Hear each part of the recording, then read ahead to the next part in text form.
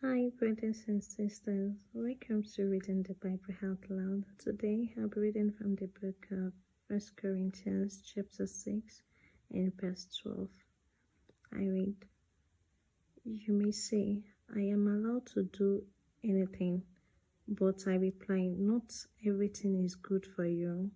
And even though I am allowed to do anything, I must not become a slave to anything." You read this particular place, you might not get the direct answer until you go to Hebrews 6, 12 verse 1. Therefore, since we are surrounded by such a huge crowd of witnesses to the life of faith, let us strip off every weight that slows us down, especially the sin that so easily hinders our progress, and let us run with endurance the race God has set before us. That means there is a race God has set before us. Some things are lawful but not helpful, because they say it's not sin doesn't mean it has any value to us. Just like this place is telling us, like, okay, let us strip off every weight that slows us down, especially the sin. That means there is difference between weight and sin. There is difference between weight and sin. Weight is similar to sin, but is not sin. Although if it's not properly cautioned or cut out or dropped, it might graduate to sin. Okay, what are weights? Let us start from there. Maybe we should have to get the meaning of weight first.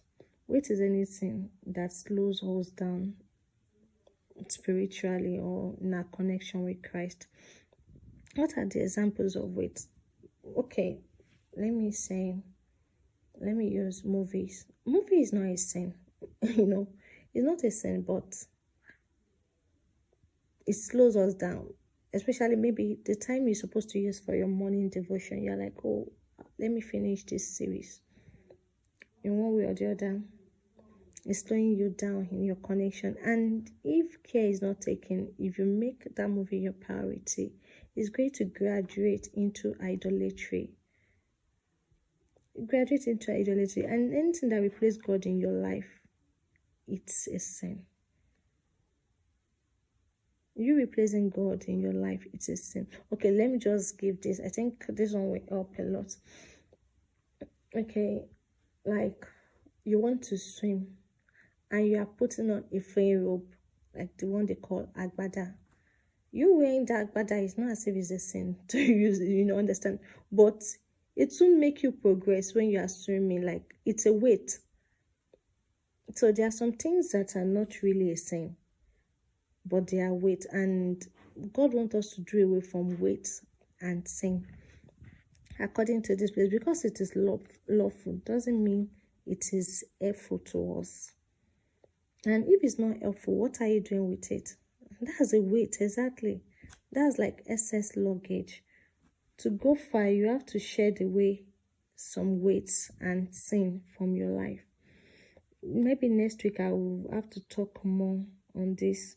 You have to shed away weight and sin in your life. Look at Luke. Let us look at Luke, the life of Martha and Mary.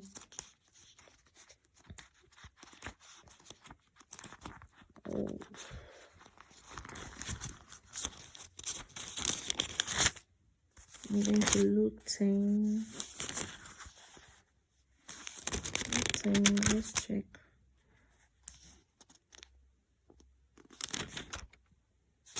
Luke 10. Okay, let us read 41 to 42.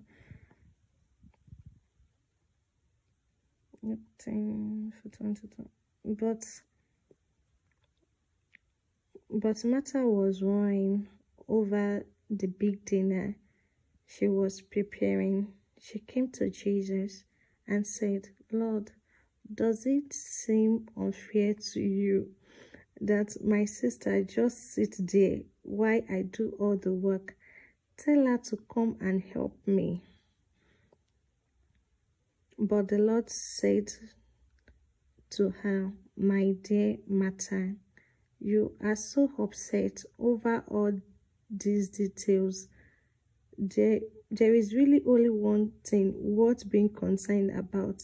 Mary has discovered it, and I won't take it away from her. Okay, this story is actually interesting, and why it's interesting is because you preparing dinner, do you know that it's not a sin?